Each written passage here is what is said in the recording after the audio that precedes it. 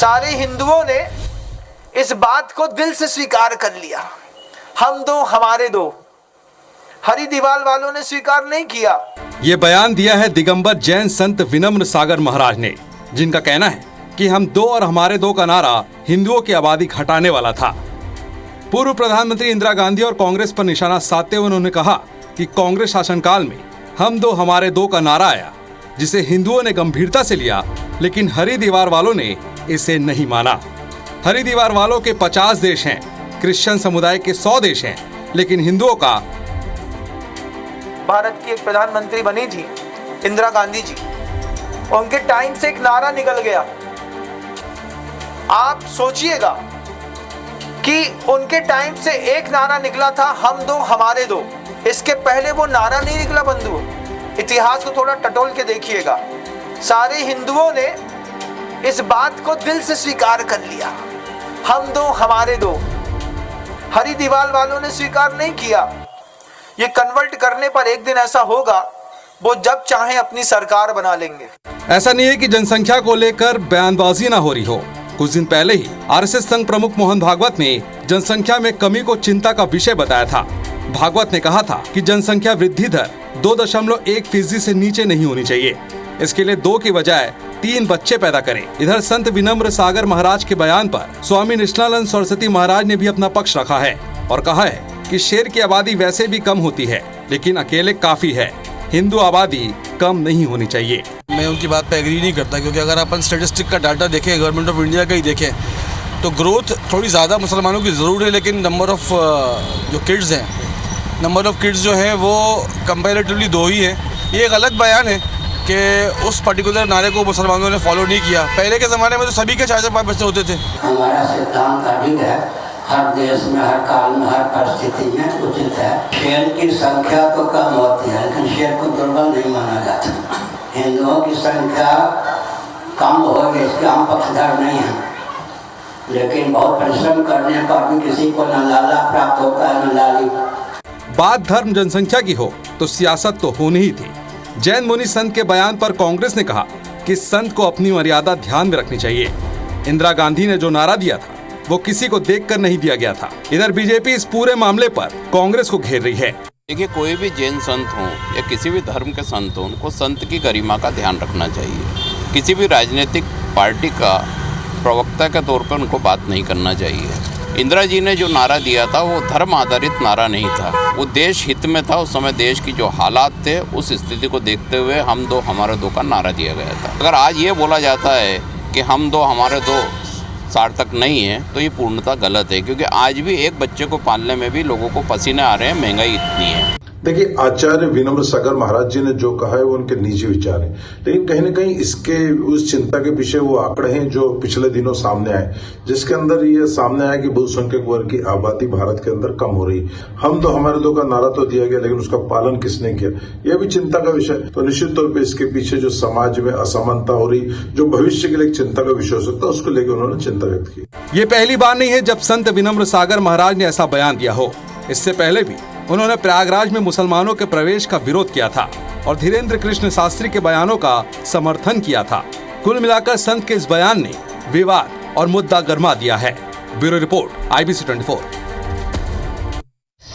तो हर बार आबादी पर भी हिंदू मुसलमान कैसे होगा, इस डर का समाधान। खास मेहमान हमारे साथ जुड़ चुके हैं। सबसे पहले परिचय आपका करवा देते हैं।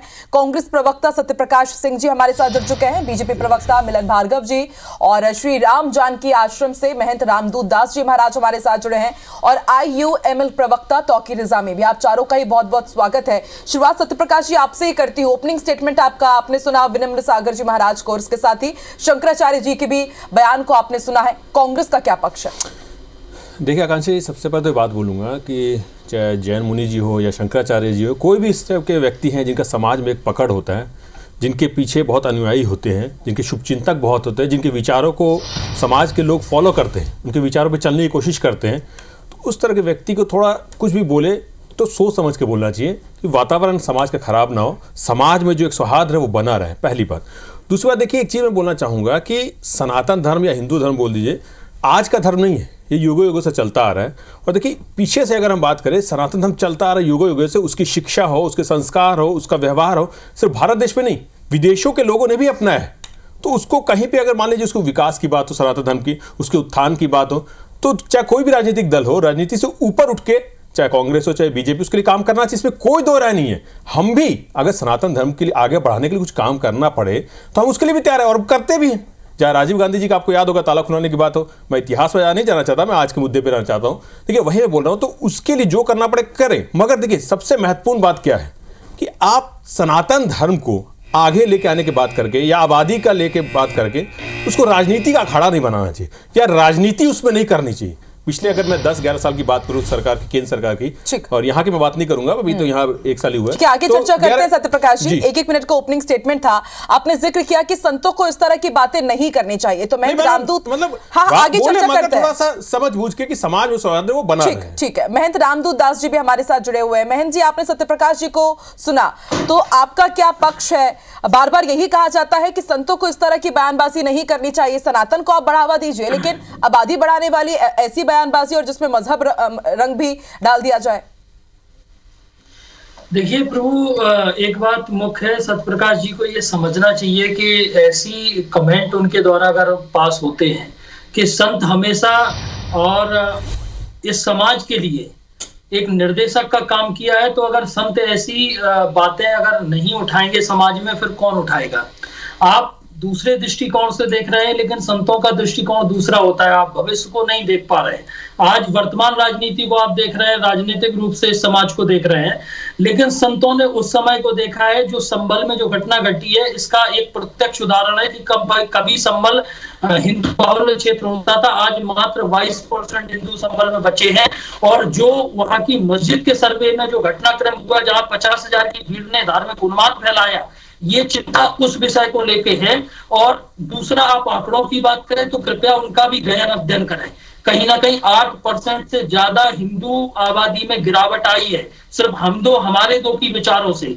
आज मुस्लिम अल्पसंख्यक होते हुए भी बहुसंख्यक होने की स्थिति में, उस पर तो आप नियंत्रण नहीं कर पाए हैं, लेकिन कहीं ना कहीं आप संतों को एक ज्ञान दे रहे हैं कि उन्हें क्या बोलना चाहिए, क्या नहीं बोलना चाहिए। मेरा एक मत है कि आप स्वयं इस पर विचार करें कि आपको क्या बोलना चाहिए, इस पर आपका क्या। ठीक है रामदूत जी, आगे भी हम चर्चा इस पर जरूर करेंगे। हमारे साथ मिलन भार्गव जी भी जुड़े हुए हैं। मिलन जी, बीजेपी का क्या पक्ष है? शंकराचार्य महाराज जी का बयान हो या फिर वीरेंद्र सागर जी महाराज का? देखिए आकांक्षा जी, बड़ा ही दुर्भाग्य है जहां संतों की बात आती है कांग्रेस पार्टी आक्रमक हो जाती है, और ये इतिहास है इनका। इससे पहले भी आप देखेंगे तो 1966 में जब संतों ने आवाज उठाई थी, दिल्ली कूच करी थी, तो इंदिरा गांधी के नेतृत्व में सरकार ने गोलियों से छलनी कर दिया था और सैकड़ों संतों को हत्या कर दी थी। तो जिनके हाथ ही संतों की हत्या से सने हो, तो वो संतों के खिलाफ ही बोलेंगे। और जैसे ही हिंदुत्व की बात आएगी, सनातन की बात आएगी, सनातन में इनको डेंगू मलेरिया नजर आने लगता है, और हिंदुत्व में तो इनको आतंकी नजर आता ही है। भगवा से जो चिढ़ है ये बार बार जाहिर होती है। तो जैसे ही संत समाज ने कुछ कहा तो कांग्रेस पार्टी खिलाफ ही खड़ी दिखेगी, आपको ये हमेशा होता है।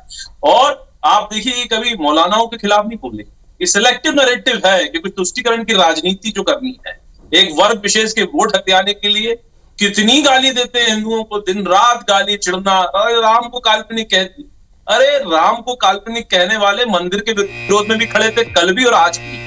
और ये तो इनकी मंशा है, ये तो कहते हैं कि हम सरकार में आए तो राम मंदिर को तोड़कर हम फिर बाबर का मजाक बनाएंगे। तो ये लोग तो वो लोग हैं जो हिंदुओं से चिढ़ते हैं, और जैसे ही संतों की बात आए। चलिए इस पर उत्तर लूंगी मैं सत्यप्रकाश जी से। मिलन जी, 1 मिनट का ओपनिंग स्टेटमेंट था। तो अकीर जी, आपने तमाम पक्षों को सुना, आप क्या कहना चाहेंगे? आपका क्या रिएक्शन है?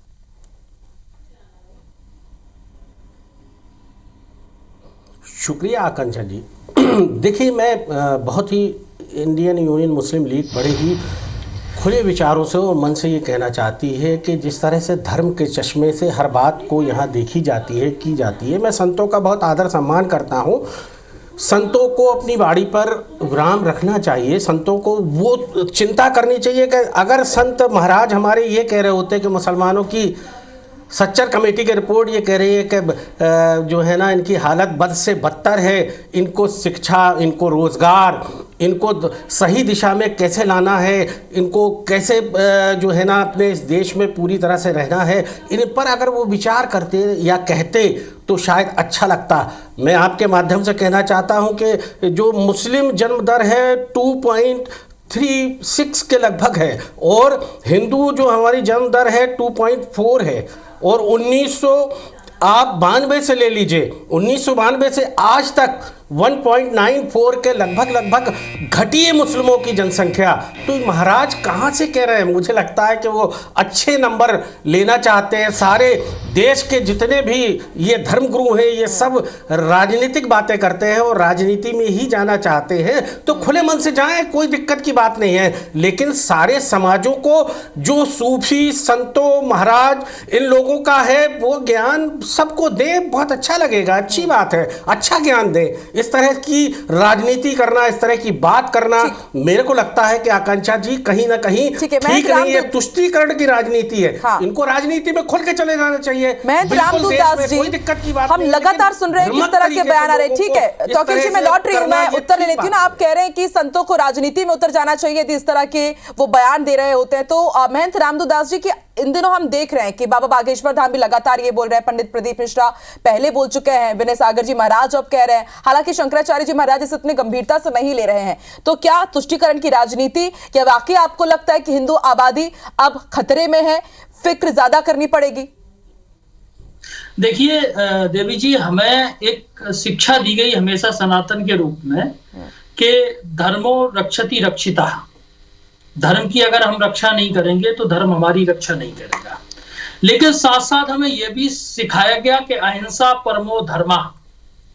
भाई आज तक हम सिखाते रहे कि अहिंसा परमो धर्मा, अहिंसा ही परम धर्म है, लेकिन आगे की लाइन कहीं ना कहीं हमारे समाज ने पढ़ना और पढ़ाना बंद कर दिया। आगे की लाइन ये भी कहती है कि धर्म हिंसा तथैव च, अगर धर्म के लिए एन केन प्रकारेण कुछ भी करना पड़े तो वो करना शास्त्र सम्मत भी है और स्थिति भी है। अब हमारे मुस्लिम प्रवक्ता हैं जो जिसके भी हो, भाई उनका कहना है कि संत राजनीति कर रहे हैं। तो महोदय मैं एक चीज बताऊं कि संत राजनीति कभी नहीं करते, क्योंकि आज तक मुस्लिम राजनेताओं या मुस्लिम स्कॉलरों या मुस्लिम इमामों के मुंह से हमने कई बार भारत को तोड़ने की भी बातें सुनी हैं, भारत के खंडन की भी बातें सुनी हैं, लेकिन हमेशा जो साधु संत हैं ना तो उन्होंने कभी राजनीति की है ना राजनीति के इच्छुक रहे। हाँ, राजनीति के वो निर्देशक जरूर रहे कि भारत में एक स्वस्थ और स्वतंत्र राजनीति कैसे हो, इसके लिए प्रयास जरूर किया, लेकिन उन्होंने कभी राजनीतिक रूप से किसी को हानि पहुंचाने की बात नहीं की होगी। अगर ये चिंता जताई है तो ये कहीं ना कहीं चिंता पूरे देश के लिए, पूरे समाज के लिए इस पे विचार करने की आवश्यकता है। हाँ। तो इसमें चीजें जुड़ती हैं, एक तो कहीं ना कहीं जनसंख्या वृद्धि का एक दर जो बढ़ रही है उसकी भी स्थिति है, दूसरा कहीं ना कहीं जो धार्मिक उन्माद बढ़ रहा है, एक उन्हें लगता है कि हमारी एक सेना तैयार हो रही है, हम किसी भी तरीके से देश को तोड़ने का कार्य करेंगे, तो उसको लेकर भी ये चिंता है। और ठीक है, इसका उत्तर मैं तौकीर जी से ले लेती हूँ, फिर मिलन जी के पास भी पहुंचती हूँ। तौकीर जी जरा बताइए, बार बार इस तरह की बात कही जाती है कि आप लोगों की आबादी बढ़ रही है, मुस्लिमों की आबादी बढ़ रही है, तो आप किसके पक्षधर हैं, आबादी बढ़ाने की या घटाने की? और धार्मिक उन्माद का भी जिक्र किया जा रहा है कि क्या एक सेना तैयार करने की कोशिश, हालांकि आप ये कह रहे हैं कि आंकड़े गलत है, लेकिन मोहन भागवत ये कह रहे थे, अभी आपने सुना होगा जिसको लेकर के काफी डिबेट भी हुई थी, कि इतनी कम अब दर हो चुकी है कि आने वाले दिनों में एक पूरा समाज ही, एक पूरा वर्ग ही गायब हो सकता है।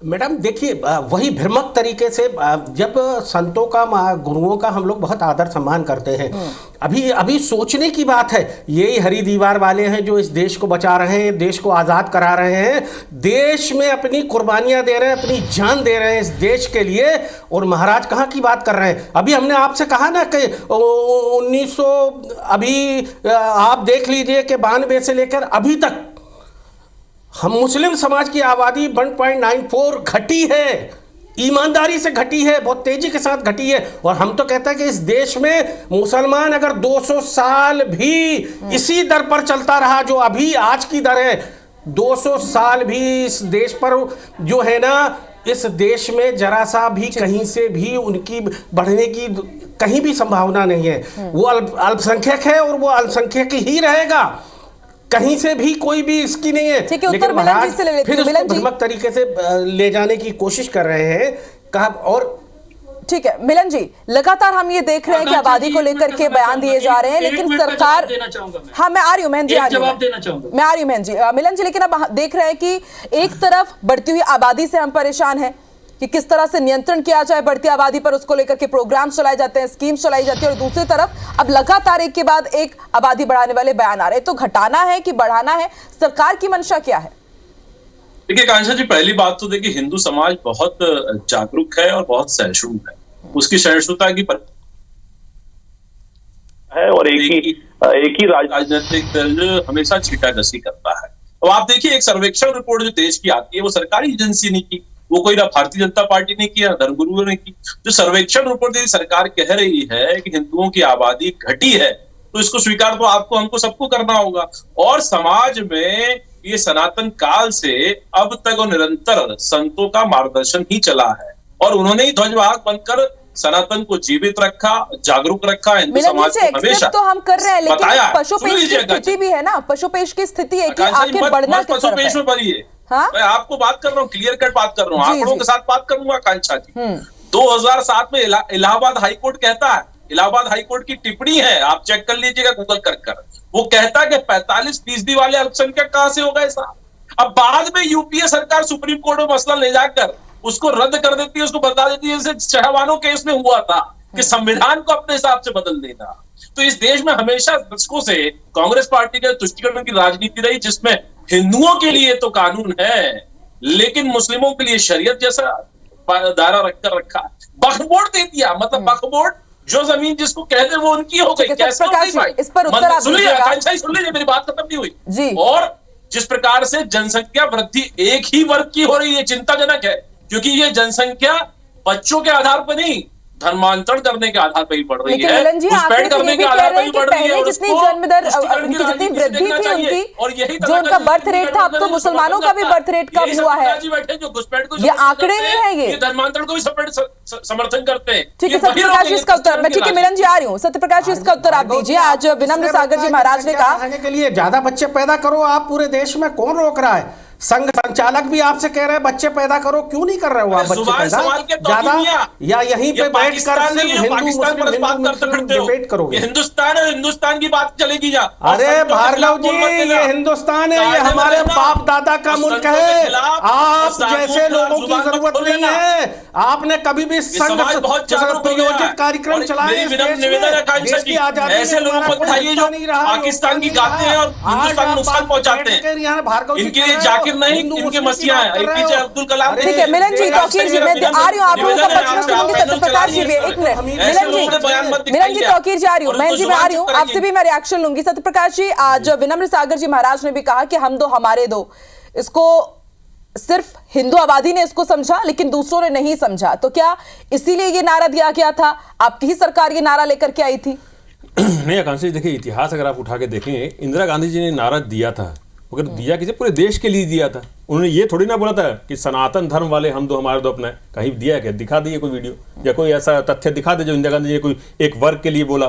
वो तो पूरे देश के लिए बोला था। उस समय हालात ऐसे थे, उसके तहत किया गया था। आप इतिहास में जाके देखिए पहली बात। दूसरा देखिए, एक चीज मैं बोलूंगा, जैसे मैं उस समय बोल रहा था कि सनातन धर्म को आगे बढ़ाने के लिए हर किसी को, कोई राजनीतिक दल हो, राजनीति से ऊपर उठ के काम करना चाहिए, उसको उत्थान के लिए जो करना पड़े करे, मगर उसमें राजनीति नहीं होनी चाहिए। जैसे अभी आपके देखिए लाइव डिबेट में क्या हुआ, यही हम बोला चाहिए कि 10 साल 11 साल में हो क्या रहा है? आप मंदिर मस्जिद के नीचे वोट बैंक ढूंढ रहे हैं, आप मंदिर मस्जिद के नीचे वोट बैंक ढूंढ रहे हैं, आप हिंदू और अल्पसंख्यक के बीच में लड़ाई झगड़ा करवा रहे हैं। तो आप करना क्या चाह रहे हैं? आप दूसरे धर्म, देखिए हमारा सनातन धर्म ये नहीं सिखाता है कि आप दूसरे धर्म को नीचे दिखाएं। सनातन धर्म बोलता है सबको साथ में लेकर चलने की बात करता है। कांग्रेस के ऊपर तो आरोप ये भी लगते हैं ना कि तुष्टीकरण की राजनीति आप लोग कर रहे हैं। अरे आकांक्षी, कौन सी तुष्टीकरण बताइए आप? वही तो तुष्टीकरण की राजनीति 11 साल से कर कौन रहा है, ये देखने वाली बात है ना। देखिए सबसे महत्वपूर्ण, अभी जैसे मैंने बोला, मंदिर मस्जिद के नीचे वोट बैंक अगर देख रहे हैं, या भार्गव जी बात कर रहे थे कोर्ट की, अभी कुछ दिन पहले कोर्ट ने क्या इनको फटकार लगाई है कि अब ये मामला नहीं चलेगा। आपको मोहन भागवत जी, देखिए इनके जो अभिभावक संघ जो है उनके चीफ मोहन भागवत जी ने क्या बोला कि कुछ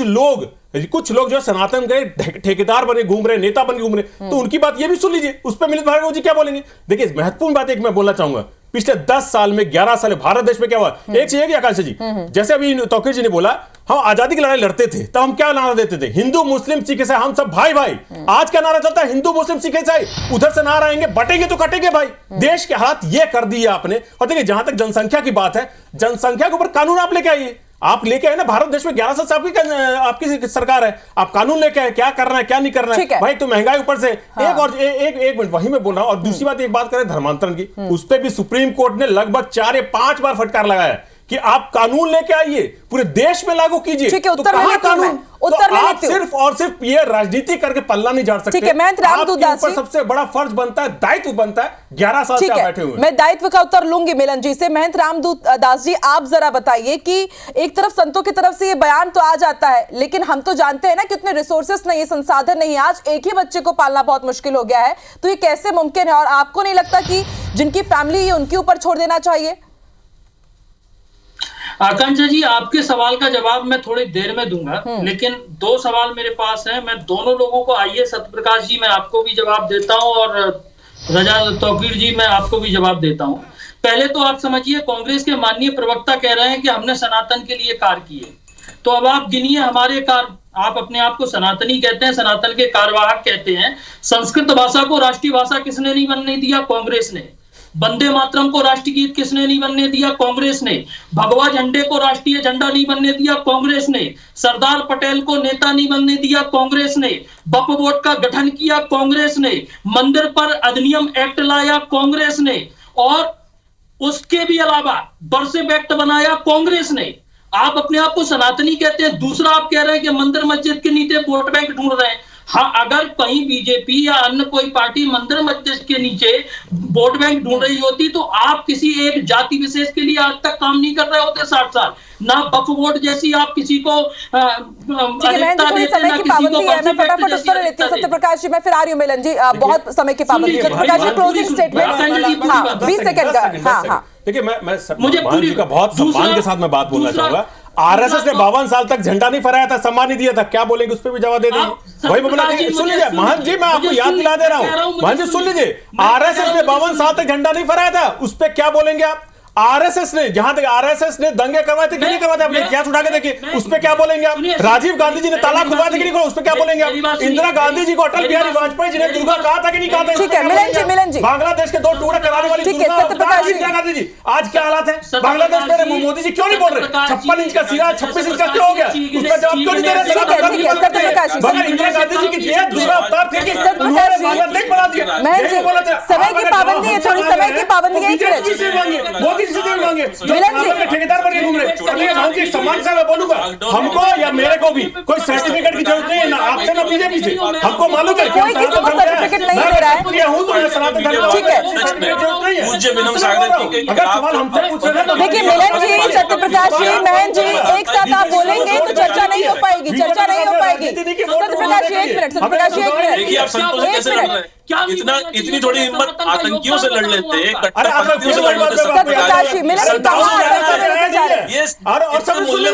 कंधार में कौन देके आया था?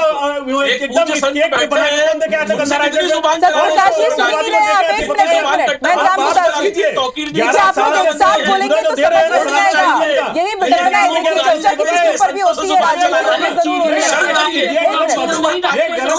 अगर सवाल है तो मोदी जी से पूछिए, मिलिंद भार्गव जी बैठे। अरे तो मतलब क्या आप सब एक साथ बोलेंगे, एक साथ बोलेंगे, देखेंगे उसके बाद से मालूम चलेगा। सत्यप्रकाश जी कहीं आवाज नहीं पहुंच पाएगी। मिलन जी हो क्या रहा है? ठीक है मिलन जी, क्लोजिंग स्टेटमेंट 20 सेकंड का आप दीजिएगा यहाँ पर कि सिर्फ सुर में सुर मिलाना है या फिर कानून या फिर कुछ स्कीम्स के ऊपर भी बातचीत होगी? मिलन जी देखिए, देश संविधान और कानून से चलता है, ये स्पष्ट है। और संत और साधु हमेशा से हिंदू समाज को जागृत करते आए और दिशा दिखाते हैं। कोई बाध्यता नहीं है। पूज्य विनम्र सागर जी ने भी जो आग्रह किया है समाज से, वो चिंता का विषय है। उन्होंने ये नहीं कहा करना ही है, आपको जाकर करना ही है। अरे समाज ने, उन्होंने आग्रह क्या कर दिया? यहाँ तो बवाल कर गया। कांग्रेस पार्टी को तकलीफ हो गई, भैया हिंदू कैसे बढ़ जाएंगे, और बढ़ जाएंगे तो इनकी राजनीति नहीं चलेगी। लेकिन इनको तो जनसंख्या बढ़ानी है, घुसपैठ करवानी है और धर्मांतरण अगर हो रही है ना, तो बांग्लादेश की तरह के कब्जे करने के सपने देखते हैं कि कामयाब नहीं होगा सत्यप्रकाश का जो कानून है वो केंद्र सरकार का अधीन आता है।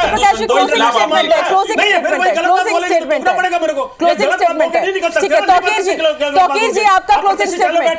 आपके गृह मंत्री है, आपकी गृह सरकार है, घुसपैठी ठीक है, तौकीर जी क्लोजिंग स्टेटमेंट। सत्यप्रकाश जी 1 मिनट, मिलन जी 1 मिनट, दूसरे लोग भी मेरे पैनल में, मुझे उनसे भी उत्तर लेना है। तौकीर जी। आकांक्षा जी मैं बहुत ही निवेदन के साथ आपके चैनल के माध्यम से कहना चाहता हूं कि इंडियन मुस्लिम लीग हमेशा से पूरे देश में खुलूस और मोहब्बत की बात करती आ रही है। जनसंख्या के आधार पर जहां तक ये आंकड़े पेश कर रहे हैं, और हम तो कह रहे हैं ये संत महाराज जितने भी लोग हैं, ये अगर भाजपा के प्रवक्ता बनकर बातें करेंगे तो शायद देश में ठीक नहीं होगा। देश को बहुत ही संविधान के साथ, देश को बहुत खुलूस और मोहब्बत के साथ लेके चलना पड़ेगा। और हम तो कह रहे हैं, हमने अभी कहा आपसे कि 200 साल भी हम इस देश में जनसंख्या बढ़ाने वाले हैं। बात है ना तौकीर जी की बस इस पर बात होनी है या फिर इसका कुछ समाधान भी होगा। संत बयान दे देते हैं बीजेपी की तरफ से, उसमें सुर मिला दिया जाता है, कांग्रेस उसका अपोज कर देती है, लेकिन आगे जाकर के वाकई क्या इसका कुछ मसौदा बनता है, कुछ समाधान निकलता है या सिर्फ बयानबाजी होगी, उस पर राजनीति होगी, ये देखना दिलचस्प होगा। बहुत बहुत शुक्रिया आप चारों का ही हमारे साथ मुद्दा गरम में जुड़ने के लिए। नमस्कार।